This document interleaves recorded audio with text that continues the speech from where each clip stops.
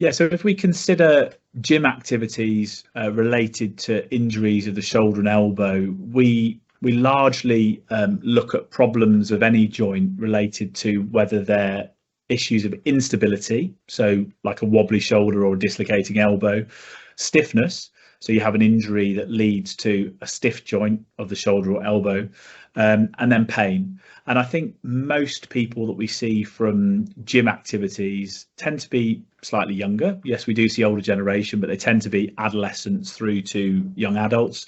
And it tends to be pain that predominates.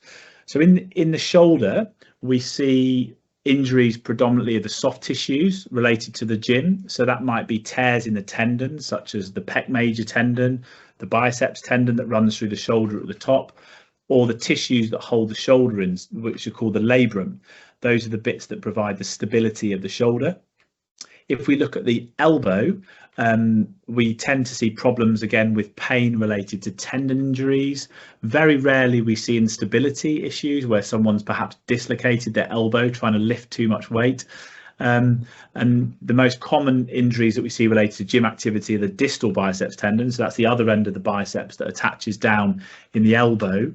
And we classically see those in people that are lifting too much weight with bicep curls or trained to fatigue, and it's always that last rep that gets them. And then sometimes we see issues where people that aren't commonly engaging with gym activities start using the gym, and they get problems with conditions called tennis elbow or golfer's elbow, where the tendons aren't as good quality as when they're young, and perhaps those tendons can't support the kind of weights that they're lifting.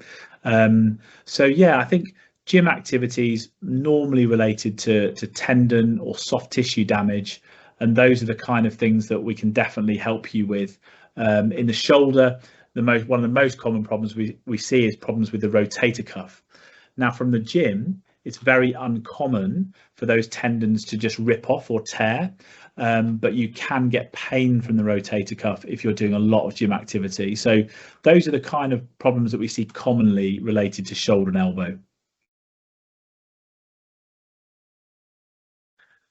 So if you come and see me with a problem related to the shoulder or elbow, particularly gym related injuries or sports related injuries, the most important thing is listening to the story. Communication is vital. You'll be telling me how the injury happened, or how you've noticed the pain, where the pain's located, or where the click or the instability is located. And that's the first step of a good diagnosis. When we examine you, we'll be looking for very key findings of the examination, whether your shoulder's stiff or unstable, your range of movement, your power of the muscles around the shoulder and the rotator cuff tendons. Same with the elbow. If you've got some pain in the elbow, we'll be testing the biceps tendon and checking that's not ruptured. And then we try and have a working diagnosis just from speaking to you and examining you. And then we use special tests where they would help us making you better, or where the diagnosis is unclear. And we tend to use simple tests first, like an X-ray.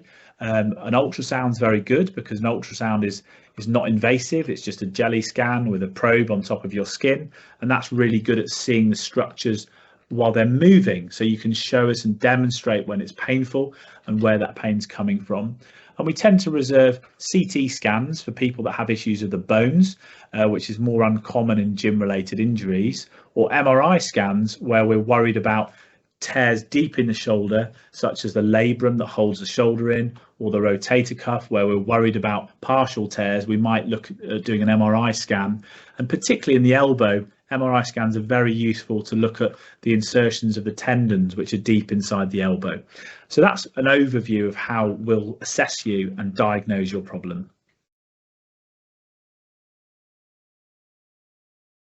So in terms of your recovery, most injuries of the shoulder and elbow are manageable without surgery, and that's a topic for another talk. But in terms of the operations that we would normally utilize in shoulder and elbow injuries, they tend to be on the more minimally invasive spectrum of operations. So keyhole operations of the shoulder are very common, and they tend to be operations to address the biceps tendon, where perhaps we need to move the biceps tendon because it's damaged, or reattach it higher up in the arm so that you don't have a big what we call a Popeye sign, like a sagging biceps muscle. We tend to do quite a lot of rotator cuff repairs with keyhole surgery, or surgery for instability of the shoulder where we reattach the labrum. One of the more common injuries I see in adolescents who are particular overhead throwers, gymnasts, swimmers, is tears of where the biceps anchor attaches in the shoulder, and that's called a slap tear, and we can also do repairs of that through keyhole surgery. In terms of the elbow, I do quite a lot of keyhole surgery in the elbow, particularly in adolescent populations. Again, gymnasts and people that weight bear commonly through their arms, they can get damage to the cartilage on the outside of the elbow called an osteochondral defect, and they do really well with keyhole surgery if that's required. In terms of the tendon injuries around the shoulder or the ligament injuries, that tends to be more with open surgery, again through small incisions, but it's still open, and that would be in the form of reattaching a distal biceps rupture or reattaching a ligament to provide stability to the elbow.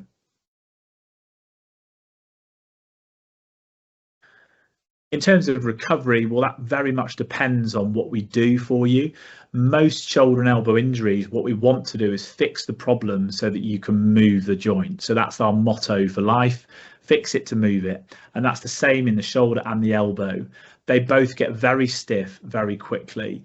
So with physiotherapy, we'll get your shoulder and elbow moving in a controlled way right from the outset after surgery. And then we go through a period of healing where we allow the tissue to heal. And then we go through a period of strengthening. So we start to move the shoulder to its full range and start to load the shoulder or elbow to improve your strength. Broadly speaking, we divide recovery into 4 to 6 week periods. So 4 to 6 weeks of allowing the structure to heal whilst getting it gently moving. Another 4 to 6 weeks of really pushing the range of movement while we start strengthening it. And then the real end stage recovery where we push you into return to play work. So if you're a sports person or you go to the gym, we'll take you into the gym, or we'll start provocating you in some of your sporting related activities to try and get you back to play or your activities over a period of around 3 months. So in terms of the innovation and progression of our career over the last 5-10 years, it's been huge. And I think the key difference is that we're able to do things with smaller incisions, so more minimally invasive surgery, and the technology's enabled us to have instruments now that we can put through small holes, and we can do things in like a shoulder that we previously could have only done through open surgery. So I think minimally invasive surgery, particularly in the elbow, has really advanced the recovery that we get and the speed with which we can get patients recovering. The other thing to talk about with regards to innovation is biologics. So we know that most people can heal injuries, and if we repair something, it heals.